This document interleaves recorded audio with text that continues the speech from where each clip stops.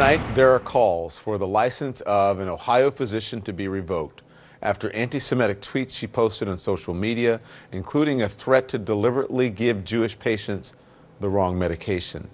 Dr. Laura Collab was a first-year resident at the Cleveland Clinic.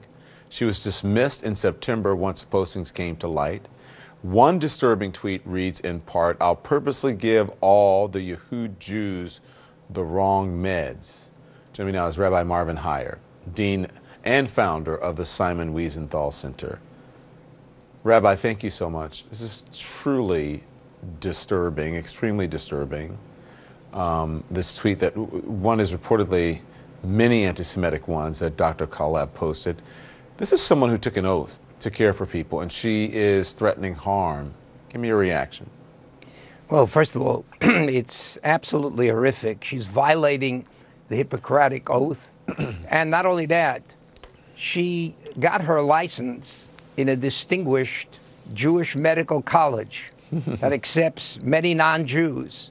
And here is a Muslim admitted into the college, receives her license, and this is how she repays that college. It's absolutely outrageous. Her license should be revoked.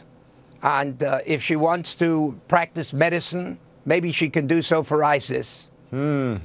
Wow, strong statement. Let me read part of your statement that you released through the Simon Wiesenthal Center, and it says in part, "While the Cleveland Clinic did the right thing, this person remains a menace to the community at large, has made a mockery of the Hippocratic Oath through her hatred to protect the public.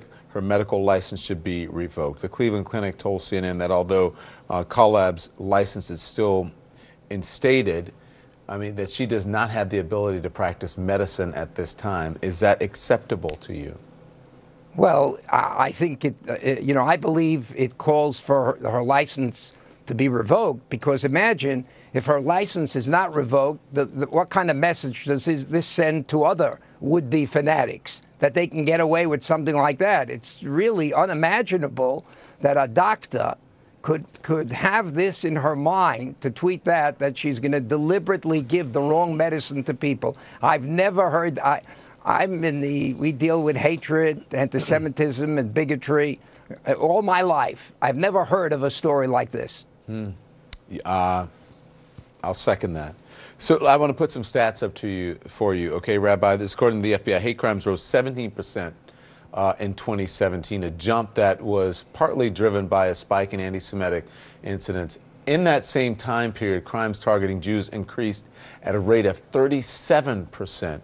What do you think is behind this dramatic increase?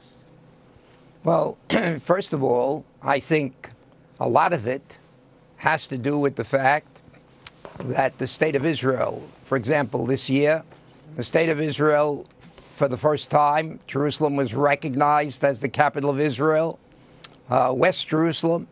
And this was not received well in the Muslim world by all the fanatics. Look what's happened in Europe.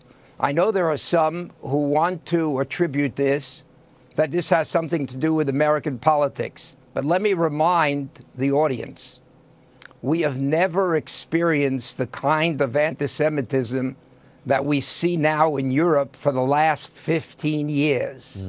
For 15 years now, 38% of Europe's Jews say they want to leave Europe. And this has not happened last year. This has been going on for a decade. Why? And if we answer that why question, we'll maybe come to the answer to the question, why did the terrible event happen in Pittsburgh? Because anti-Semitism is back in vogue. And let me make one other point on. Hitler would be the most shocked of anyone in the world. 2 hours before he committed suicide, he predicted that it would take centuries for anti-Semitism to take hold again in the world and for National Socialism to be ripe again. He was wrong. It's ripe all over the world, every place in Europe, in Canada, in the United States, and in Great Britain. Rabbi, I thank you for your time. And the stats, listen, you spoke about other stats. The ones I talked about were FBI, which would be the United States. But again, you're right. It's awful. I don't know what's going on. Hate has been around forever, but this has to stop. And we appreciate you coming on CNN. Thank you so much. Thank you. Thank you. We'll be right back.